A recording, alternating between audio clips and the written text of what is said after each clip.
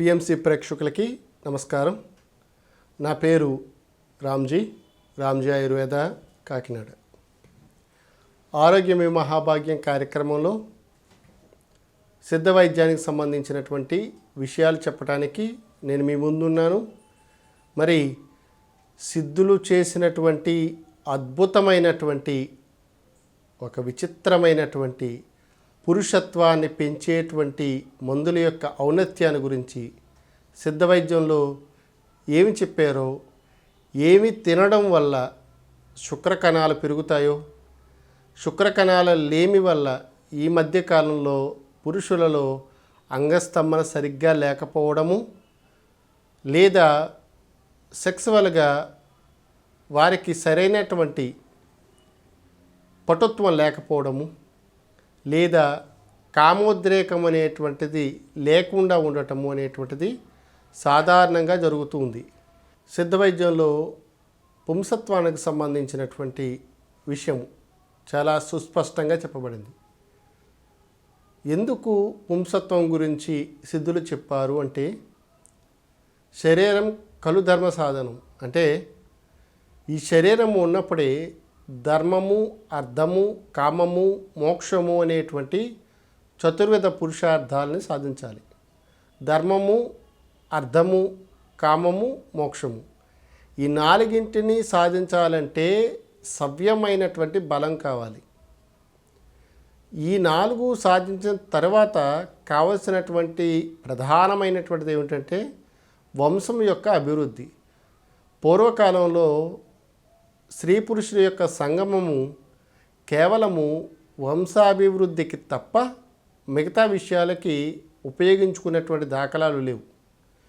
ఏదో కొన్ని రకాలైనటువంటి కథలలో మనకి అటువంటి సిచ్యువేషన్స్ కనిపించినప్పటికీ ఎక్కువగా కామము అని పేరు కలిగినటువంటి దానికి పెద్ద ఇంపార్టెన్స్ ఇచ్చినటువంటి దాఖలాలు మనకి కనిపించవు.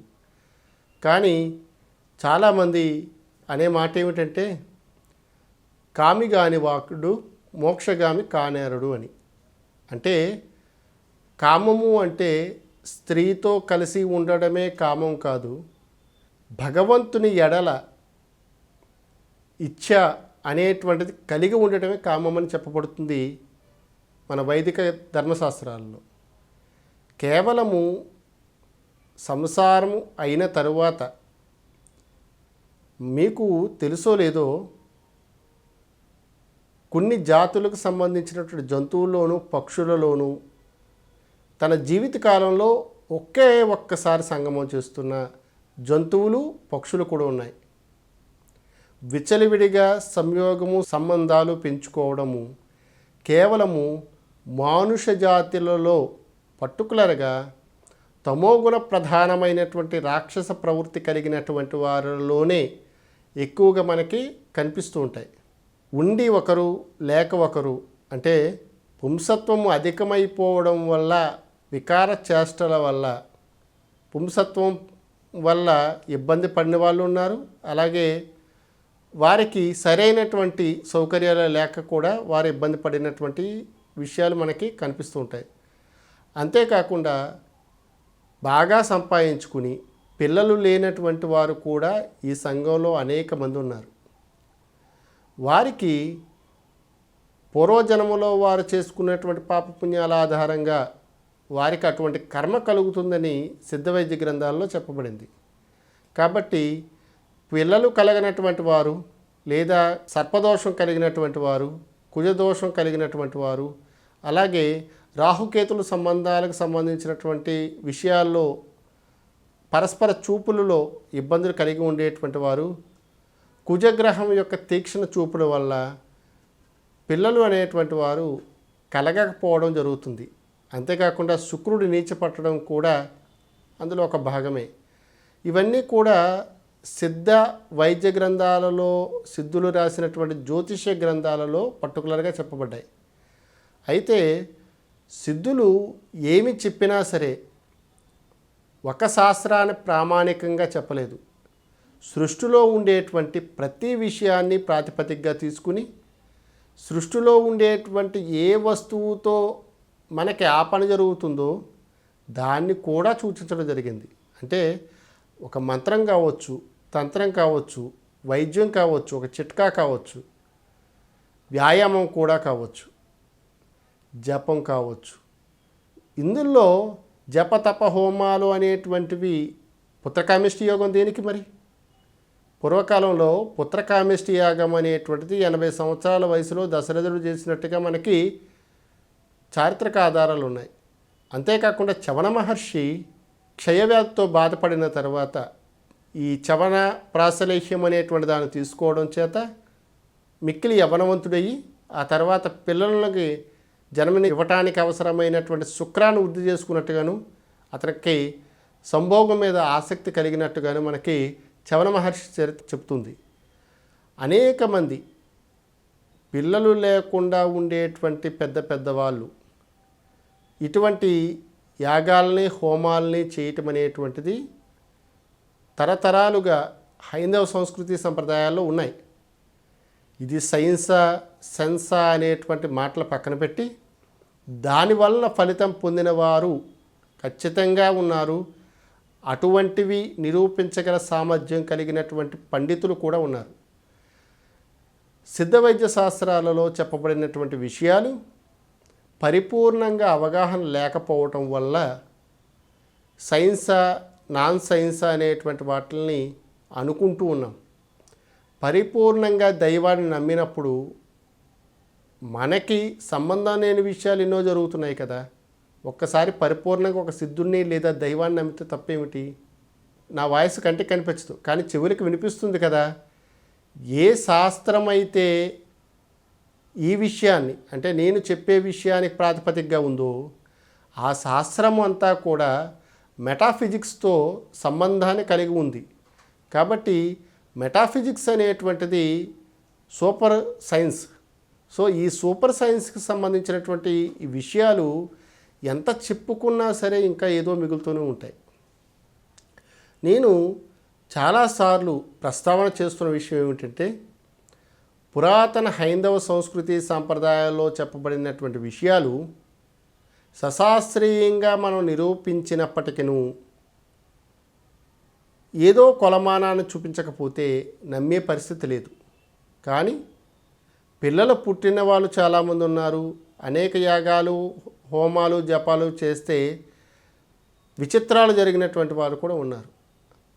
ఈ పేరుతో అంటే సిద్ధ వైద్యం పేరుతో మోసం చేసేటువంటి సిద్ధులు కూడా లేకపోలేదు. కాబట్టి అర్హమైనటువంటి లేదా శక్తివంతమైనటువంటి సిద్ధుడు దొరకడము, ఆయన చేత హోమము అనేటువంటిది కానీ జపం కానీ చేయించుకున్నట్లయితే వారికి పుత్ర సంతతి కలుగుతుందని మనకి అనేక రకాల కథలలో చెప్పడం జరిగింది. అయితే కథలన్నీ పుక్కిట పురాణాలుగా గనక మనం అనుకున్నట్లయితే పోని వాటిని విడిచిపెడదాం. వారు కేవలం కథల రూపంలోనే కాకుండా చిట్కాలు, ఔషధాలు, మందులు లాంటివి కూడా చెప్పారు. ఇప్పుడు మీకు నేను చెప్పేటువంటి మందులు ఏవైతే ఉన్నాయో వీటిల్ని వాడడం వల్ల ఖచ్చితంగా మగతనం అనేటువంటిది పెరుగుతుంది. ముఖ్యంగా ఎవరికైతే స్త్రీని చూసినప్పుడు చలనం కలగదో అటువంటి వారు నేను చెప్పినటువంటి విషయాల్ని తూచా తప్పకుండా పాటించినట్లయితే ఖచ్చితంగా పుంసత్వం అనేటువంటిది పెరుగుతుంది. సంఘాన్ని ఇబ్బంది పెట్టకుండా సతీపతులు ఇద్దరూ కూడా సంయోగం చేసుకోవడం అనేటువంటిది ఉత్తమమైనటువంటిది. నేను ఇందాక చెప్పినట్టుగా శాస్త్రము కొన్ని విషయాల్ని నిగూఢంగా ఉంచింది, కొన్ని విషయాల్ని గురువుల ద్వారా ప్రపంచానికి తెలియజెప్పింది. కామము అనేటువంటిది కట్టుకున్నటువంటి భార్య లేదా ధర్మపత్నితోనే చేయాలనేటువంటిది నియమం ఉంది. కాబట్టి కామవాంఛ అనేటువంటిది ఒక రకమైనటువంటి మానసిక వ్యాధి. కాబట్టి అలా కాకుండా అంటే ఈ వ్యాధి అనేటువంటి విషయంగా కాకుండా పుంసత్వం కలగాలి, నాకు మంచి బలమైన పిల్లలు కలగాలనుకునేటువంటి వారి కోసము మాత్రమే నేను ఈ యొక్క విషయాలు చెప్పడానికి ప్రయత్నిస్తున్నాను. ముఖ్యంగా పుంసత్వం కావాలనుకునే వారికి 2 రకాలుగా నేను ఈ ఎపిసోడ్ చెప్పడానికి ప్రయత్నం చేస్తాను. మొట్టమొదటిది ఏమిటంటే, మాంసాహారం తినేటువంటి వారికి పుంసత్వం కలగాలంటే ఏ ఏ పదార్థాలు తీసుకుంటే పుంసత్వం కలుగుతుంది. రెండోది, శాకాహారం తీసుకున్నప్పుడు వారికి పుంసత్వం కలగాలంటే ఏ పదార్థాలు తీసుకుంటే పుంసత్వం కలుగుతుంది అనేటువంటివి నేను 2 ఎపిసోడ్లో చెప్పడానికి ప్రయత్నం చేస్తాను. ముందు ముఖ్యంగా మాంసాహారం తినడం అనేటువంటిది రాక్షస ప్రవృత్తి కలిగినటువంటి వారికి, తమోగుణ ప్రధానమైనటువంటి వారికి, కాస్త రజోగుణం కలిగినటువంటి వారికి సర్వసామాన్యమైనటువంటి విషయమే. ఇటువంటి వారికి సహజంగానే కోరిక ఎక్కువ ఉంటుంది. ఒకవేళ వీరికి కోరిక తగ్గింది అనుకోండి, ఆ తగ్గినప్పుడు వారు ఆచరించవలసినటువంటి ప్రక్రియ ఏమిటి అంటే, మనకి పుంసత్వం అనేటువంటిది మగవారికి సంబంధించినటువంటిది కాబట్టి ఇప్పుడు నేను చెప్పే చిట్కాలన్నీ కూడా కేవలం మగవారికి మాత్రమే, పురుషులకు మాత్రమే అని మర్చిపోవద్దు. ఎవరికైతే మాంసాహారం అలవాటు ఉంటుందో అటువంటి వారు ప్రతిరోజు ఉడకబెట్టినటువంటి నాటుగుడ్డుని టిఫిన్ కింద 1 లేదా 2 రోజు తింటూ ఉండాలి. దాదాపు ఒక 20 రోజుల్లోనే అపారమైనటువంటి పుంసత్వం కలుగుతుంది. అంటే వారికి కామవాంఛ అధికంగా కలుగుతుంది.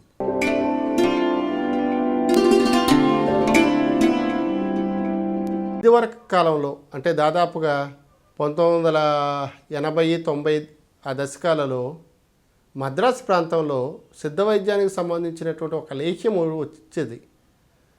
ఆ లేఖ్యాలలో ముఖ్యమైనటువంటిది ఊరపిచ్చుక లేహ్యం అని. అంటే ఊరపిచ్చుకలు అనేటువంటివి వాటితో ఒక లేహ్యం తయారు చేసేవారు. వన్యప్రాణి సంరక్షణ చట్టం అనేటువంటిది ఒకటి ఉంది కాబట్టి ఇప్పుడు అది తయారు చేయటం మానేశారు.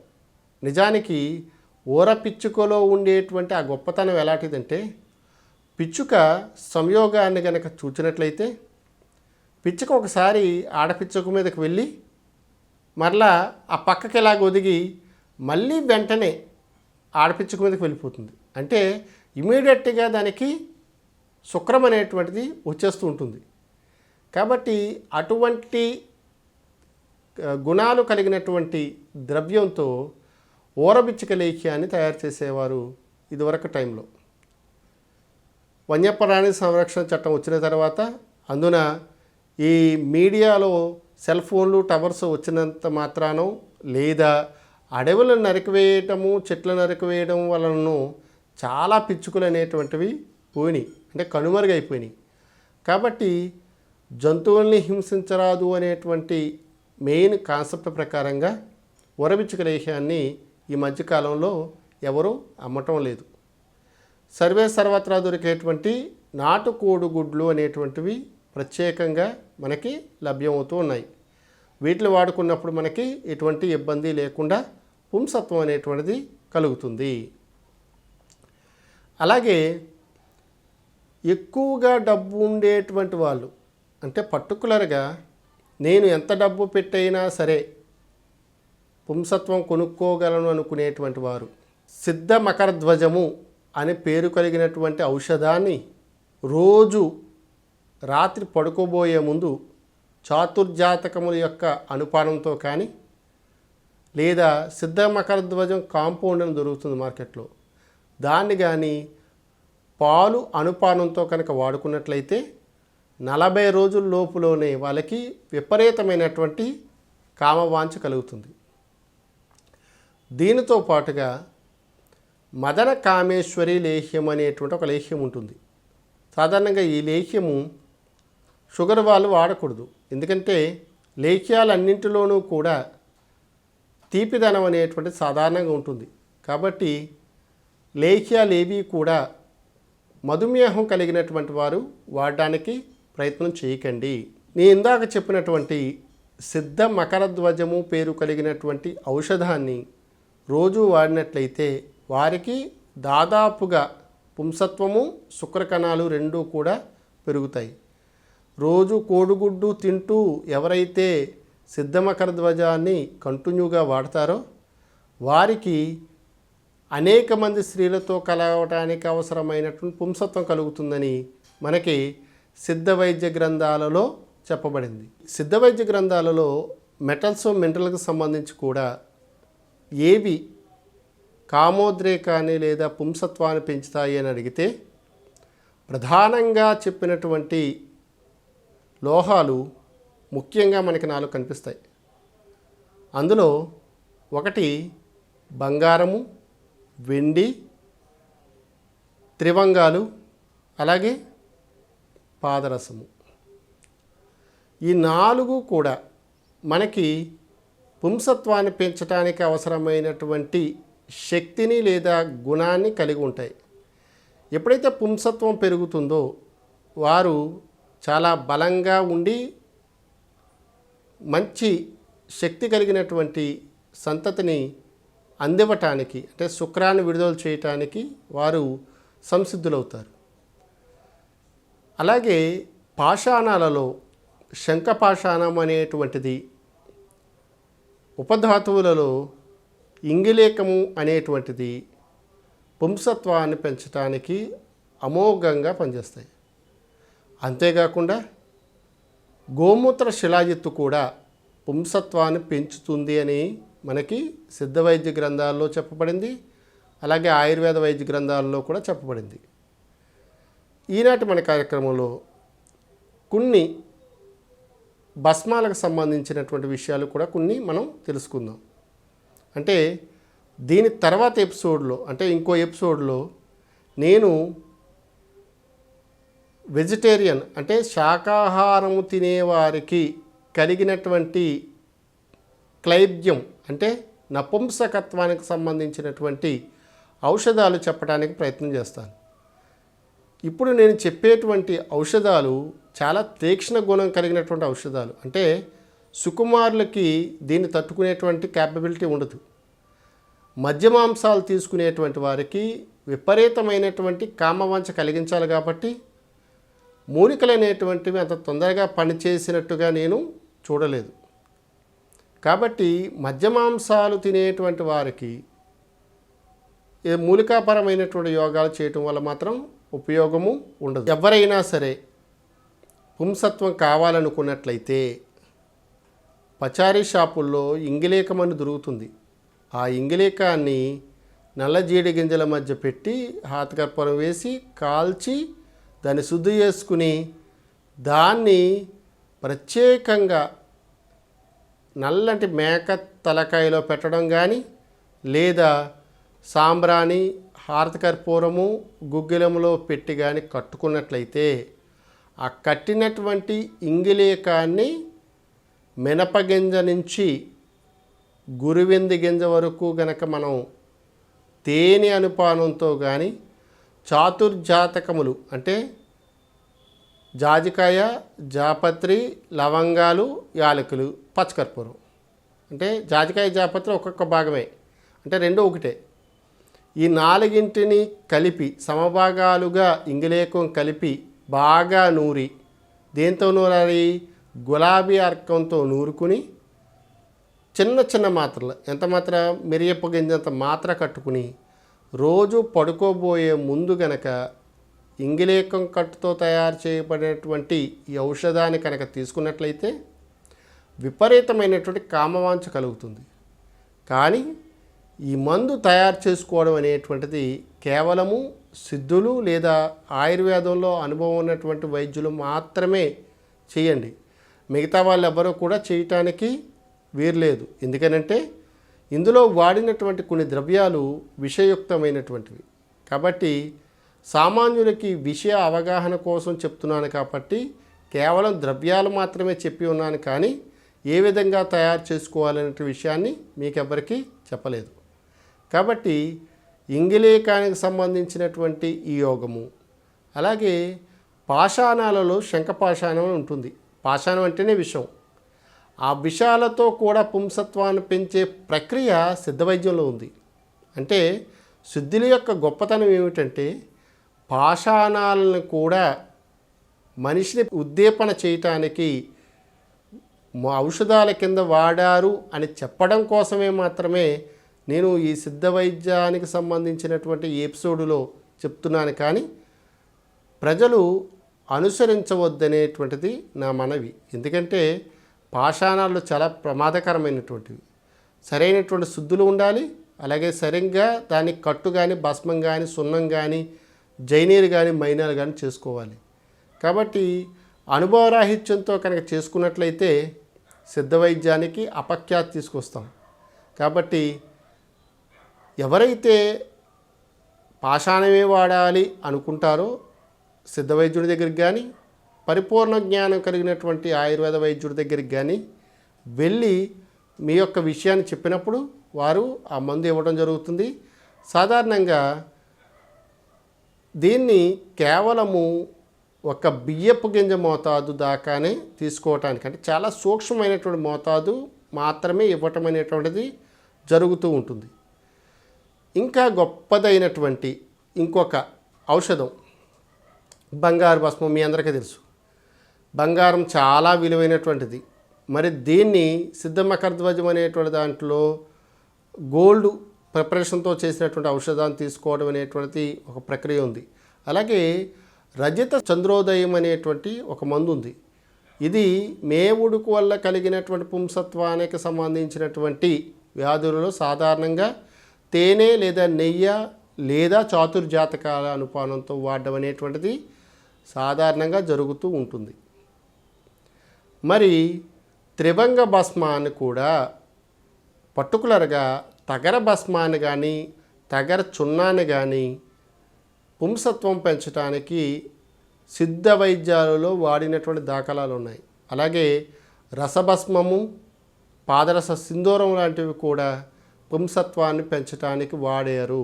అంటే మెటల్స్ వాడారు, మినరల్స్ వాడారు, అలాగే కొన్ని రకాలైనటువంటి జంతువులకు సంబంధించినటువంటివి వాడారు.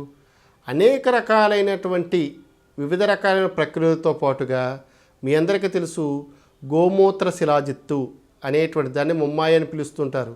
బిటుమెన్ అనేటువంటి ఇంగ్లీష్ నామంతో కలిగినటువంటి దీన్ని రోజు పాలలో కేవలము ఒక మినపగింజ ప్రమాణము వేసుకుని కొద్దిగా పంచదార కలుపుకుని రోజు తాగుతున్నట్లయితే విపరీతమైనటువంటి నరాల పటుత్వం కలిగి పుంసత్వం కలుగుతుంది. చూశారు కదా, ఒక సిద్ధుడు ఒక వైద్యాన్ని చేసినప్పుడు ప్రకృతిలో ఉండేటువంటి రాయి, రప్ప, మూలిక, జంతువు, లోహాలు, ధాతువులు ఒక్కటేమిటి, ఏది దొరికితే దానితోనే ఆరోగ్యాన్ని కలిగించేటువంటి ఔషధాన్ని తయారు చేసినటువంటి సిద్ధుడు ఎల్లవేళలా మనకి దైవస్మరణీయుడు.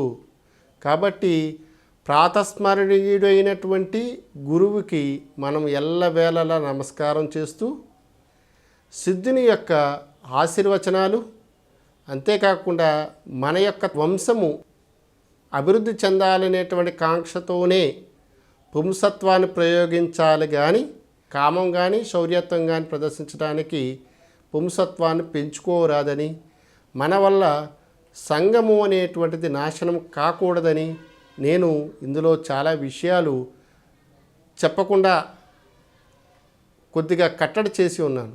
కారణము సంఘములో అందరూ బాధ్యతాయుతంగా ఉండాలి. కేవలము సంసారం అనేటువంటిది స్త్రీతో పర్టికులర్గా